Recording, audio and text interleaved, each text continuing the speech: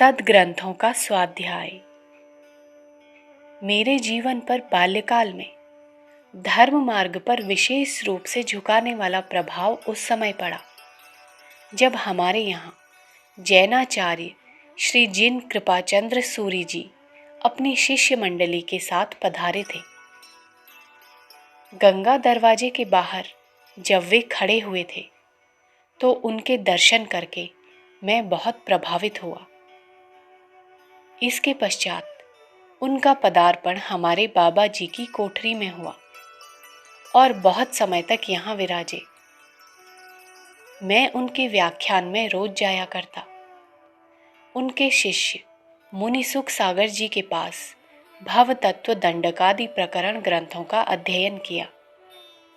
संध्या समय प्रतिक्रमण करने के लिए वहां जाता। रात्रि को भी धर्म चर्चा प्रश्नोत्तर चलते रहते। इस प्रकार निरंतर साधु समागम के कारण धार्मिक भाव काफी दृढ़ हो गए। धार्मिक ज्ञान भी उत्तरोत्तर बढ़ने लगा। उनके पास बहुत से नए नए ग्रंथ देखने में आते।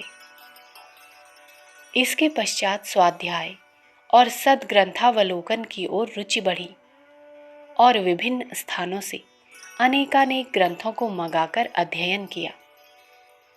इन ग्रंथों के स्वाध्याय से आध्यात्मिक भावों की ओर झुकाव दिन दिन बढ़ता गया और उस अध्ययन से मेरा जीवन बहुत कुछ ऊंचा उठता गया।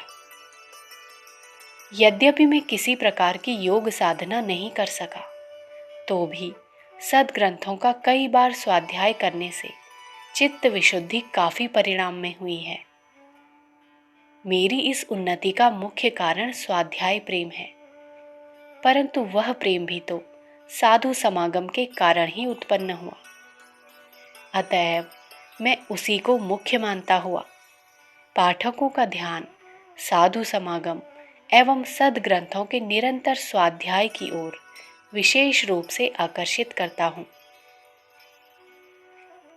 यहाँ एक बात और स्पष्ट करने की आवश्यकता है कि जिस प्रकार सत् साधु संग एवं सद्ग्रंथों के अध्ययन का महत्व है, उसी प्रकार दुष्ट संगति एवं कुत्सित साहित्य के अध्ययन से मनुष्य का जीवन बर्बाद भी हो जाता है।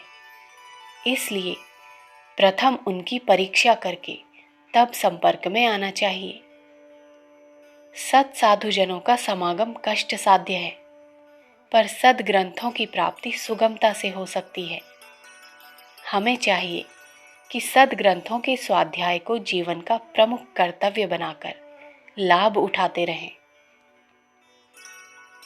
श्री सेठ अगरचंद जी नाहटा, अखंड ज्योति, अगस्त सन 1942, पृष्ठ संख्या 7।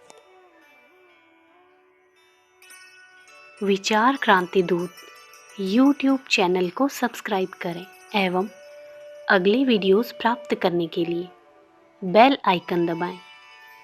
धन्यवाद।